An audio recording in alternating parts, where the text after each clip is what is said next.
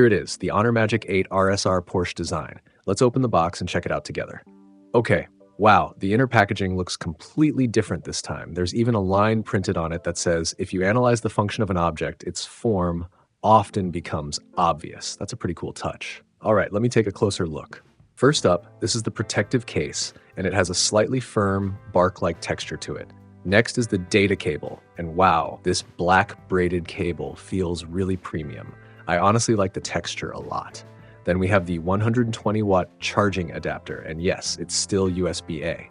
Now let's get to the star of the show, this year's Porsche Design phone. Take a look at this. This color is called Slate Grey, which is actually the name of one of Porsche's official paint colors. It's a deeper, darker shade of gray compared to typical grays you usually see. The back panel is made of ultra-microcrystalline nano-ceramic, and compared to traditional ceramic, the big advantage here is that it's lighter. Design-wise, this generation is very different from the last one. The previous model had a hexagonal camera module, but this time the overall shape is much more rounded. The lower part of the camera module has also changed.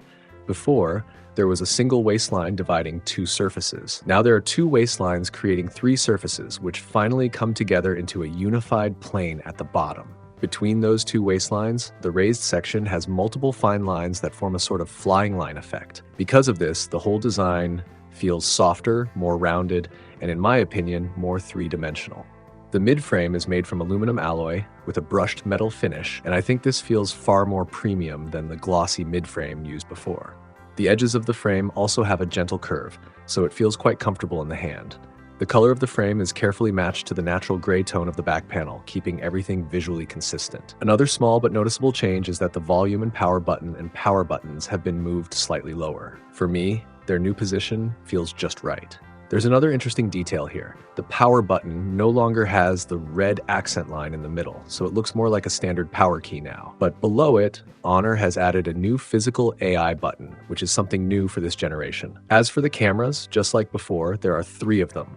The top one is a 200-megapixel periscope telephoto lens with a 1.4-inch sensor and an f2.6 aperture. Below that sits the 50-megapixel main camera with a 1.3-inch sensor and a fixed f1.6 aperture, instead of the dual-stage variable aperture from last year.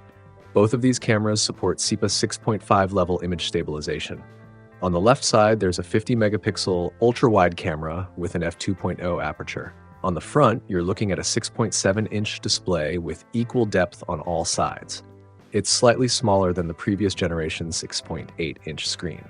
At the top, you still get 3D structured light, but what really stands out to me this time is the width when you hold it.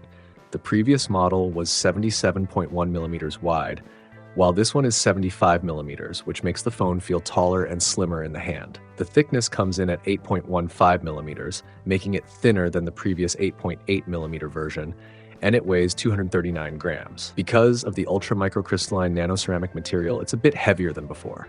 That said, this generation packs a massive 7200 mAh battery, up from 5850 mAh last time, which is a huge upgrade.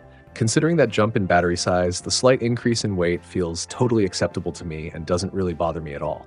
Overall, I think the Honor Magic 8 RSR delivers a noticeable improvement in build quality compared to its predecessor, and the design has clearly evolved as well. So now I'm curious, between these two very different design styles, which one do you like more?